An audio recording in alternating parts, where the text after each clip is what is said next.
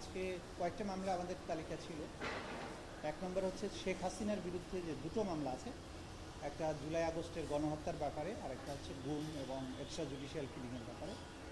তো প্রথম যেটা গণহত্যার মামলা, সেই মামলাতে উনি এককভাবে আসামি ছিলেন। আজকে তার সাথে ওই মামলাতে সাবেক পুলিশ মহাপরিদর্শক চৌধুরী আবদুল্লাল মামুন সাহেবকে ওই মামলাতে আসামি হিসাবে গ্রেপ্তার দেখানোর জন্য আমরা আবেদন করেছিলাম।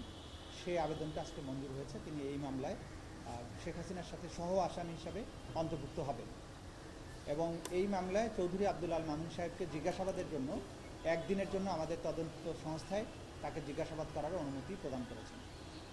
এটা ছিল চৌধুরী আবদুল্লাল মামুন সাহেবের সাথে রিলেটেড প্রসিডিংস।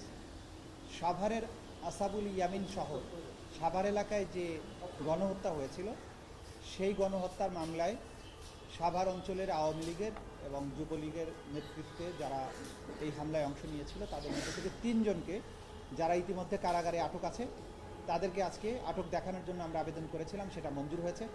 এখানে সাভারের বিরুলিয়া ইউনিয়নের একজন চেয়ারম্যান আছে, সেই চেয়ারম্যান সহ 3 জনকে গ্রেপ্তার দেখানো হয়েছে।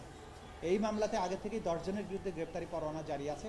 তার মধ্যে একজন গ্রেপ্তার আছে, আর এই বাকি 3 জন আগে থেকেই গ্রেপ্তার ছিলেন, তাদেরকে এই মামলায় গ্রেপ্তার দেখানো হলো আজকের আদেশের মাধ্যমে। এবং আরেকটা প্রসিডিং ছিল পুরনো একটা মামলার, যেটা চূড়ান্ত শুনানির জন্য সামিং আপ আর্গুমেন্টের জন্য ছিল, সেটা পরবর্তীতে 18ই মে তারিখে পরবর্তী দিন ধার্য হয়েছে। এটাই ছিল আজকের মোটা দাগের প্রসিডিংস। থ্যাংক ইউ আপনাদের। শেখ হাসিনার মামলায় তদন্ত প্রতিবেদন কি সরকার আসবে, আর অন্য আসামিদের ভিতরে শুধুমাত্র সাবেক আইজিপি কেন এই মামলায়? এটা আমাদের যে প্রসিকিউশনের স্ট্র্যাটেজি, তদন্তের যে স্ট্র্যাটেজির কারণেই আমরা দেখেছি যে শেখ হাসিনার যে কমান্ড রেসপন্সিবিলিটি, তার সব কিছু বাস্তবায়নের ডান হাত ছিলেন আইজিপি সাহেব।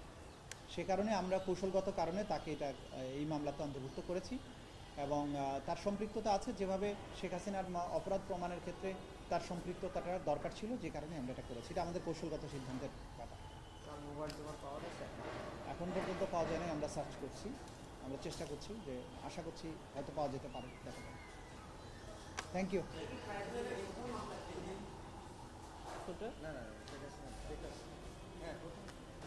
প্রথম মামলা, হ্যাঁ, ট্রাইব্যুনালেরটা রিকনস্টিটিউশনের পরে নতুন পর্যায়ের যে পুনর্গঠিত ট্রাইব্যুনালের প্রথম মামলা ছিল শেখ হাসিনার বিরুদ্ধে।